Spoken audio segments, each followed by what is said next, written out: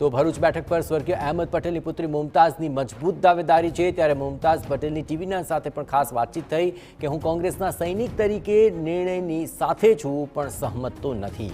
કોંગ્રેસના કાર્યકર તરીકે હું આમ આદમી પાર્ટીનો પ્રચાર નહીં કરું તેવી સ્પષ્ટતા પણ મુમતાઝે કરી।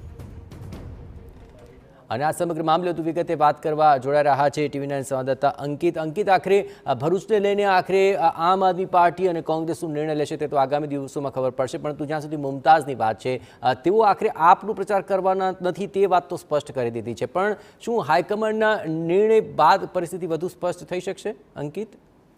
જી બિલકુલ, મુમતાઝ પટેલે સ્પષ્ટ તેમની નારાજગી વ્યક્ત કરી દીધી છે। મુમતાઝ પટેલે ટીવી9 સાથેની વાતચીતમાં સ્પષ્ટ કહ્યું છે કે તેઓ આ જે સહમતિ છે ગઠબંધનમાં જે નક્કી કરાયું છે તેનાથી બિલકુલ નારાજ છે અને આપને ચૂંટણી લડવા માટે ભરૂચ બેઠક સોંપવાનો તેઓ સ્પષ્ટ વિરોધ કરી રહ્યા છે। જો કે તેમણે પક્ષ વિરોધી કોઈ પણ પગલું નહીં ભરવાની પણ સ્પષ્ટતા કરી છે, પરંતુ સાથે સાથે આ નિર્ણયનો તેમણે વિરોધ કર્યો છે।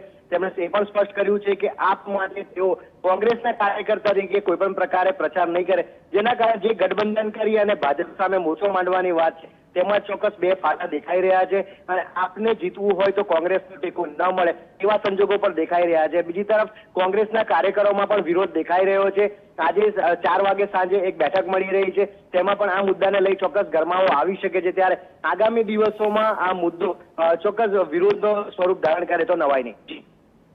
બિલકુલ અંકિત, તમામ ગતિવિધિઓ પર આપ નજર રાખતા રહેજો। તો આખરે મુમતાઝે એ વાત તો સ્પષ્ટ કરી દીધી કે આખરે હાઈકમાન્ડ કોઈ પણ નિર્ણય લે, પરંતુ તેઓ આપ માટે તો પ્રચાર નહીં કરે, પરંતુ કોંગ્રેસના કાર્યકર તરીકે તેઓ જોડાયેલા રહેશે પાર્ટી સાથે, પરંતુ આપનો પ્રચાર નહીં કરે। મુમતાઝ પોતાને ભરૂચની બેટી ગણાવે છે અને સાથોસાથ મજબૂત દાવેદારી પણ ધરાવે છે। ત્યારે લોકસભા ચૂંટણીને લઈને આ સૌથી મોટી ગતિવિધિ અત્યારે સામે આવી રહી છે કે આખરે મુમતાઝ કોંગ્રેસના કાર્યકર તરીકે આપનો પ્રચાર નહીં કરે તે વાત તેમણે સ્પષ્ટ કરી દીધી છે। મતલબ કે ભરૂચ બેઠક પર આપને જો ટિકિટ મળે છે તો મુમતાઝની નારાજગી સીધી રીતે સામે આવી ચૂકી છે।